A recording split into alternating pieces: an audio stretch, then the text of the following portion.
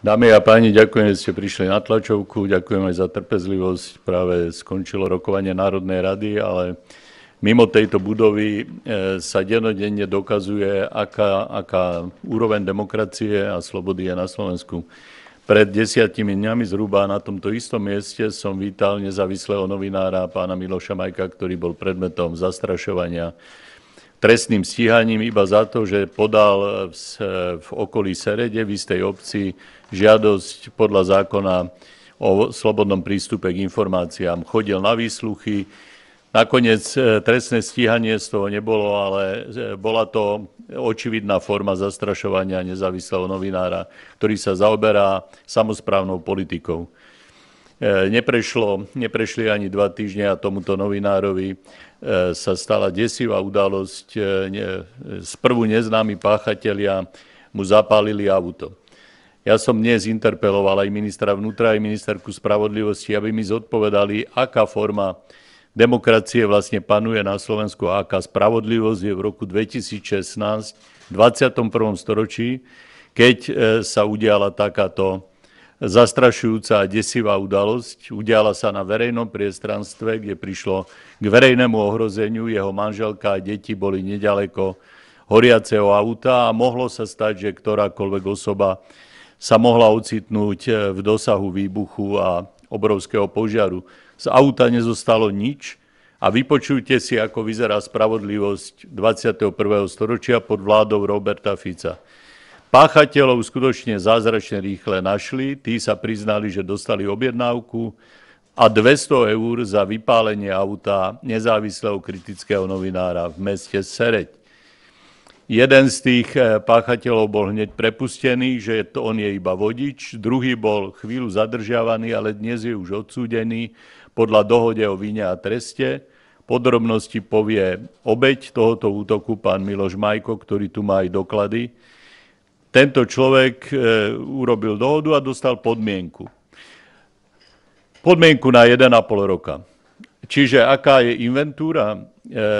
Auto je zničené, pán Majko, ktorý platil dlhé roky leasing a bol tesne pred koncom leasingu, prišiel o vysokú sumu, ktorú mu nikto nevráti. Vinník dostal podmienku a 200 eur od objednávateľa, ktorého meno odmieta povedať. Polícia má prípad vyriešený a nechce už nič vyšetrovať, pretože podľa jej mienky prišlo iba k poškodeniu cudzej veci, k priestupku.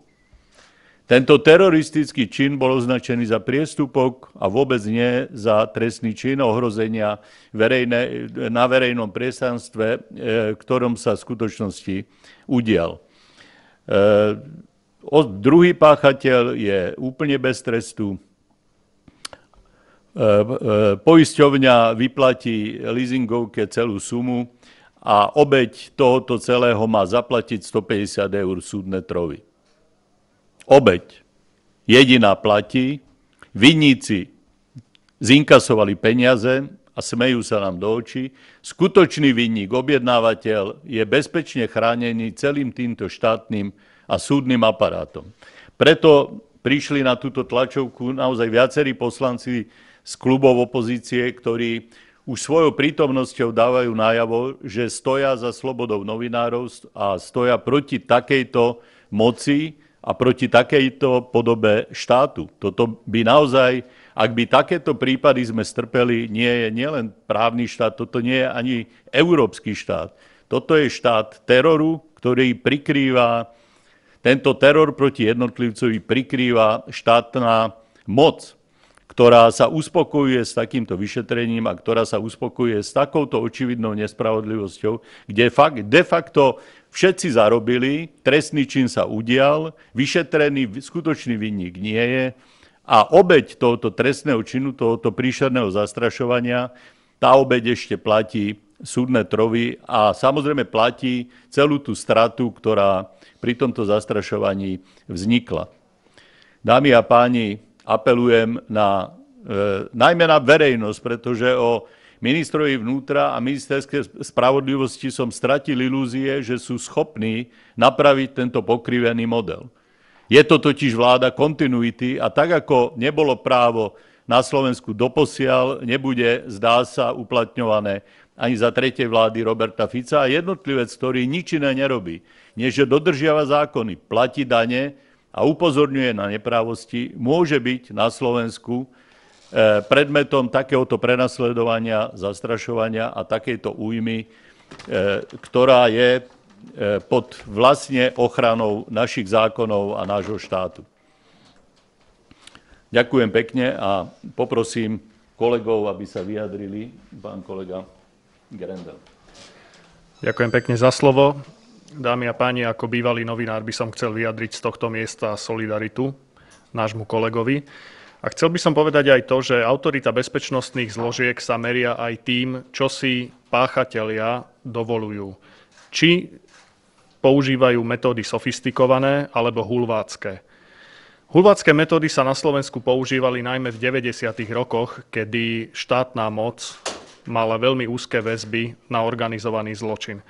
A to, čo sa udialo v Seredi, patrí rovnako medzi absolútne hulvácké metódy.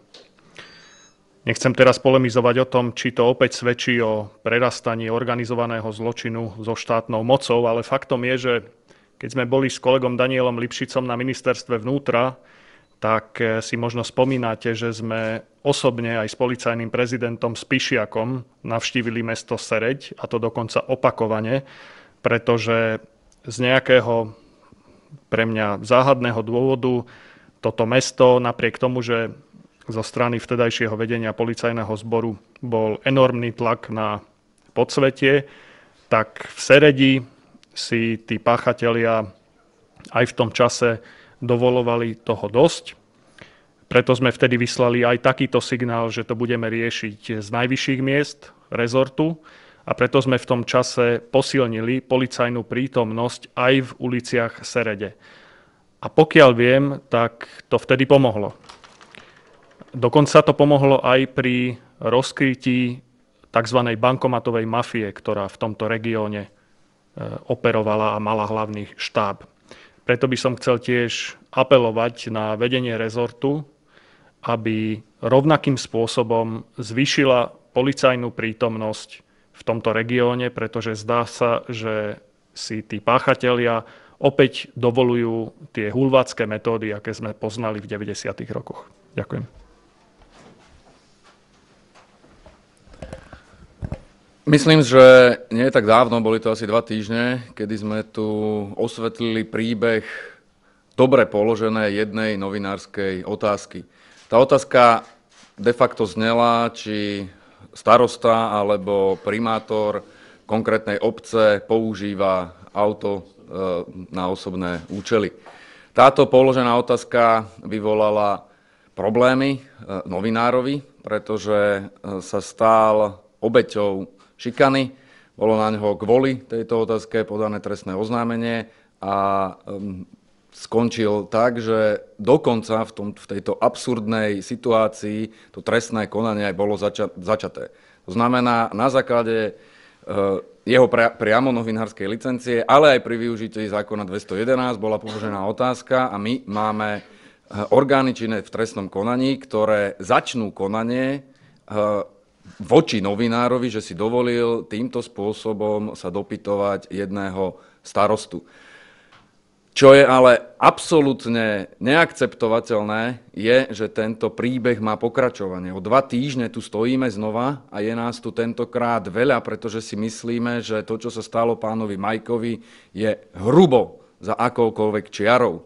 Hrubo za tým, čo môžu páchatelia spáchať a zároveň akému trestu títo páchatelia čelia. To, že niekto je relatívne rýchlo odhalený, prizná, že zobral 200-eurovú odmenu za navedenie na trestný čin, lebo to trestný čin je, a nikto nemá ďalší záujem pátrať po tom, akým spôsobom a kto ho vlastne k tomuto činu motivoval, je neakceptovateľné. Myslím si, že sa to dotýka či vás, ktorí tu sedíte za novinárskú obec, verejnosti, akejkoľvek osoby na Slovensku, pretože toto si už môže dovoliť potom každý. Myslím si, že máme viacero káuz na ministerstve vnútra. Toto ministerstvo je podľa mňa zle vedené a myslím si, že by si mal minister vnútra aj v tejto situácii reálne vstúpiť do svedomia, pretože ak dokážeme akceptovať to, že niekto je odhalený, prizná, že bol motivovaný a je prípad vyriešený ako priestupok, je výsmech. Koľko tých aut má teda zhoreť, koľko zle položených otázok bude, aby sa niekto niekde spamätal a začali sme chrániť občanov, ktorí platia dane a ktorí dokonca v tomto prípade majú aj na srdci vyššiu transparentnosť, v tomto prípade samosprávy. Myslím si, že je absolútne neakceptovateľné v tomto pokračovať a myslím, že po vystúpení pána Osuského bude celkom zaujímavé vypočuť si detaily tohoto príbehu aj od pána novinára Majka. Ďakujem. Myslím, že je povinnosťou slušných ľudí čeliť zlu. Je tiež povinnosťou slušných ľudí zastať sa statočného človeka, ktorému sa deje krivda. Áno, zatiaľ ešte novinári neprichádzajú o hlavu, ako prišiel pred rokmi Grigori Gongadze na Ukrajine. Nestrieľame politkovské.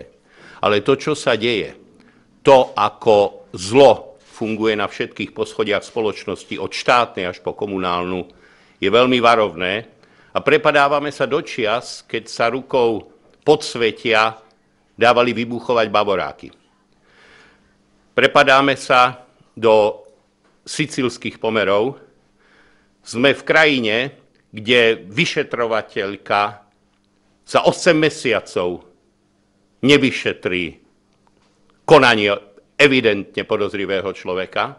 A sme v krajine, kde statoční vyšetrovatelia vyriešia prípad novinára Majka tak, ako ho vyšetrili. Táto krajina sa zároveň pohoršuje nad tým, ako sa Erdogan, oprávnene, stavia k nemeckému publicistovi. Ale zároveň sa tak stavia premiér krajiny, ktorý sám žaloval Šútyho za karikatúru. V krajine má žalovanie výroku o studenej vojne s občanmi tiež tradíciu súdnych rozsudkov. Tak to funguje. Kriminálna vyšetrovacia zložka i justičná zložka. Toto sa deje so súhlasom, minimálne s mlčaním vládnucej koalície. Som zvedavý na odpovede, ktoré podajú príslušní ministri na interpeláciu kolegu Budaja. Našou povinnosťou bude pripomínať i prípad statočného novinára Majka, lebo je možno menej populárny ako Šúty, o to väčšie jeho hrdinstvo postaviť sa čistému zlu. A ak budeme mlčať, tak možno i vy, novináre v sále, až raz beriete guráž a poukážete na čisté zlo, budete ohrození. I vy by ste mali stáť na strane vášho kolegu Majka.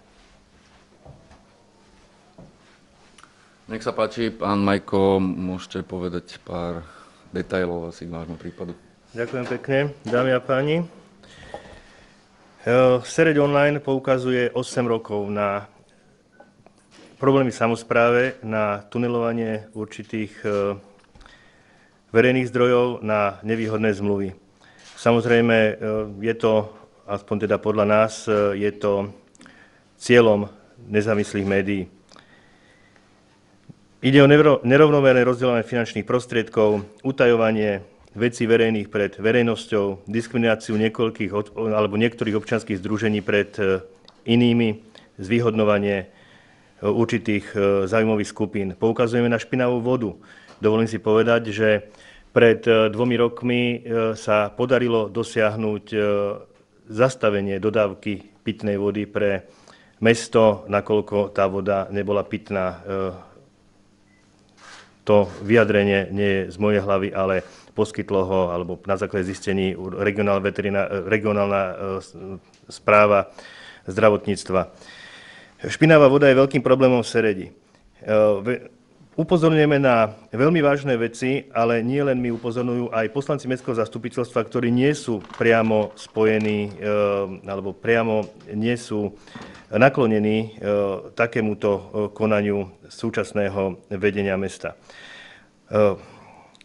Ale teraz priamo k tej piatkovej udalosti. Páchateľom tohto trestného činu je 24-ročný mladík. Je to prečin, pretože polícia začala vyšetrovanie výlučne vo veci poškodzovania cudzej veci. Čo je podľa môjho názoru úplne nepriateľné aj podľa advokátskych kancelárií, s ktorými sme sa radili. Auto podpalil, ako bolo povedané, za 200 eur, ale spôsobil ním totálnu škodu. My sme mali 5 alebo 6 splátok pred ukončením leasingu. Musím povedať, aby som bol objektívny, pochváliť, musím skutočne vyzdvihnúť prácu kriminalistov z Galanty, ktorí odhalili páchateľov do 2 hodín, zadržali ich a bol postavený jeden z nich pred spravodlivosť. Otázka je, či sa jedná naozaj o spravodlivosť. Keď za takéto niečo, kde, dovolím si citovať z výpovede, originál z výpovede zo spisu,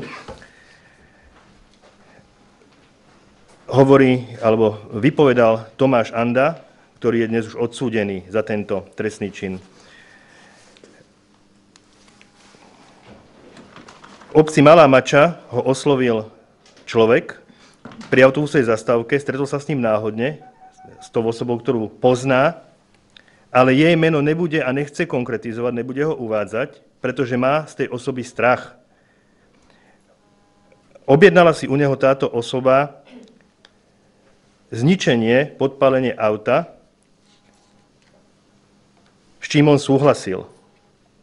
Následne mi tento muž na mieste vyplatil sumu 200 eur a povedal, že treba podpaliť auto v strede na Trnavskej ulici, a to vozidlo Mitsubishi, menší Jeep. Je tu toho viacej. To, kedy má skutok spraviť, nechal na mňa, nechal mi voľnú ruku. Zároveň túto osobu nebudem nejako bližšie konkretizovať, mám s nej strach, keby niečo poviem, išiel by po mojej rodine. Policajt sa ho spýtal, či ho zaujímalo, prečo má to auto podpáliť. Ja som sa ho nepýtal na konkrétny dôvod podpálenia, ani on sám mi to nepovedal.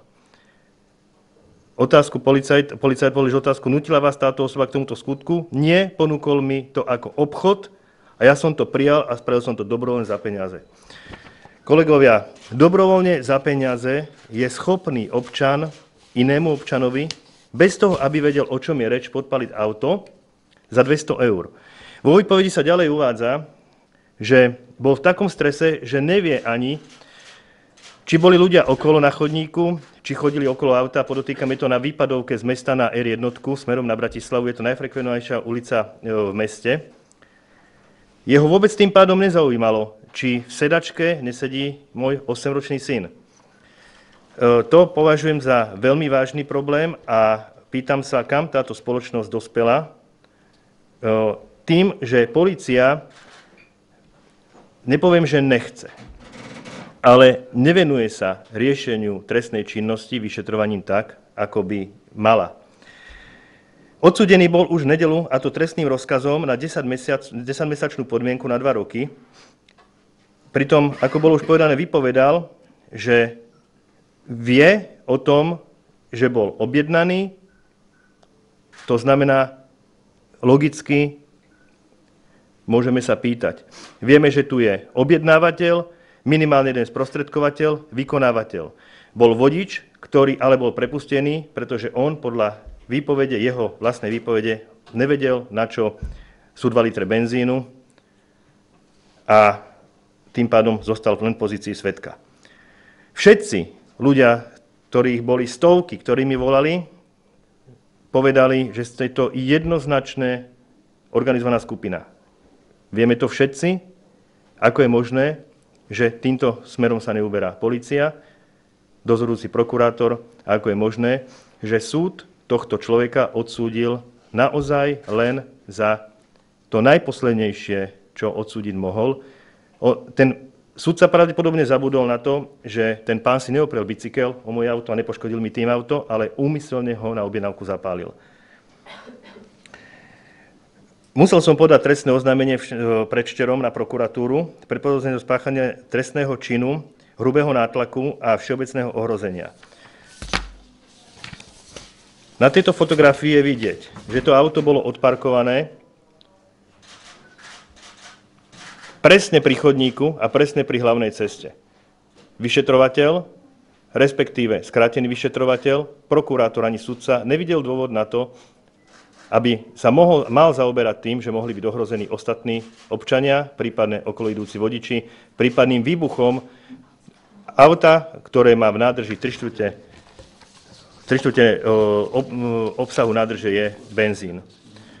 Mám tu fotografie, ktoré vám dám na USB kľúči z hasenia tohto požiaru, pretože manželka sa prakticky vracala k autu, takže som bol veľmi rýchlo ohlásený, prišiel som a je to možno zvláštne, ale podarilo sa aj nejaké fotografie teda z toho hasenia získať, na ktoré sa dnes môžeme našťastie odvolávať. Do dnešného dňa, takto ešte v trestnom rozkaze, bol odsúdený páchateľ na náhradu škody leasingovej spoločnosti vo výške 16,5 tisíca a mne vo výške 150 eur. 150 eur, to znamená, má mi nahradiť autosedačku Recaro, amortizovanú a kameru, ktorá sa v aute nachádzala. Bol by som zvedavý, či aj príslušnému sudcovi alebo prokurátorovi by sa páčil takýto rozsudok, o ktorý sa pričinili voči občanovi a novinárovi, ktorý evidentne bol už v minulosti zastrašovaný. Ako povedal pán poslanec Budaj, bolo to tu na pôde Národnej rady preberané. Ja sa teda pýtam sa verejne, kde žijeme a či má zmysel, aby sa občania zaujímali o veci verejné, keď tí, ktorí sa o ne zaujímajú a samosprávou sú potláčaní, utláčaní a zastrašovaní. Samozrejme nebudem konkretizovať. Sú následne v trestnoprávnom konaní takýmto spôsobom odškodnení. Pýtam sa, kde to žijeme, keď vysoký predstaviteľ mesta na to, aby znemožnil kolegu poslanca, aby znemožnil médium a novinárov, ktorí pre to médium dobrovoľne a bezoplatne pracujú, zvolá mestské zastupiteľstvo, na ktorom verejne klame a zároveň verejne klamal aj pred súdom v pozícii svedka, takzvané pod prísahou. O všetkom máme dôkazy, ktoré včas predložíme. Máme tu so sebou aj pána poslanca mestského zastupiteľstva, ktorý má obdobné skúsenosti a ak by mohol niečo k tomu povedať, bol by som rád. Zatiaľ ďakujem pekne.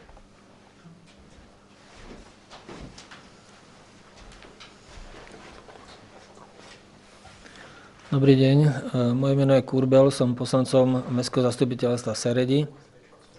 Môžem povedať, že mám obdobnú skúsenosť, pretože nám dvakrát podpálili firmu, len preto, že som sa zastal veci, o ktorých si myslím, že sú pravdivé. Jednoznačne toto považujem za útok na médiu, na pána Majka a celkovo na slobodu v tejto krajine. Občania tohoto štátu si myslím, že zaslúžia si ochranu. A preto som presvedčený o tom, že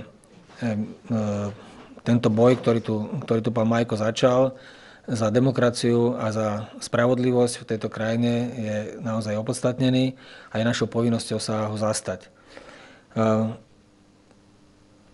Dôležité je z môjho pohľadu, aby táto kauza nezaspala, aby poslanci Národnej rady, aj vy novinári, ste sa zastali pána Majka z toho dôvodu, že toto médium je o tom, že hájí demokraciu na tej nižšej úrovni, na regionálnej úrovni a táto demokracia je rovnako dôležitá ako demokracia v parlamente. Ďakujem. Dovolte mi ešte možno, že veľmi krátko zareagovať na myšlienku, ktorá tu bola načatá a nebola dokončená. Pravdepodobne už nikto z nás nemá ilúziu o tom, že Slovensko je právny štát. Aj toto je príkladom toho, že Slovensko sa prepadá možno až na hlboké dno. Vidíme to na úrovni samosprávy, vidíme to aj na najvyšších úrovniach. Však len teraz ešte stále znie kauza, ktorá sa dotýka priamo ministra vnútra, ktorý má hájiť, obhajovať občanov. Má hájiť záujmy občanov. Akým spôsobom sa človek môže domôcť svojich práv? Vymožiteľnosť práva je u nás naozaj na veľmi zlej úrovni. A preto mi dovolte pripomenúť ešte tú oblasť, o ktorej som chcela hovoriť. Máme tu obeť obeť, podľa mňa naozaj trestného činu. Už niekoľko rokov poukazujeme na to, že práva obetí na Slovensku nemajú žiadnu váhu. Nie sú dostatočne zabezpečené. Tieto 4 roky, keď sa robili úpravy trestného zákona alebo trestného poriadku, opäť sa posilňovali práva páchateľov. Tých, ktorí konajú zlo. Ale tí, ktorí sú obeťami ich konania, tí sú stále na tom skrátka. Nie je dostatok organizácií, ktoré pomáhajú týmto ľuďom, nemajú žiadnu istotu, že ich prípad naozaj bude vyšetrený spravodlivo. Je mi strašne ľúto, že aj tieto 4 roky boli premrhané len v tom, že sa naozaj posilňovali práva tých, ktorí páchajú a konajú zlé veci. Obete sa nedomôžu na Slovensku práva. Preto vyzývam vládu, aby konečne začala upravovať aj legislatívu na ochranu práv obetí trestných činov. Ďakujem pekne. Ďakujem. Ak sú prípadné otázky. Ak nie, chceme vám poďakovať, že ste prišli a dúfam, že tento prípad, tak ako bola výzva, nezapadne prachom. Ďakujem.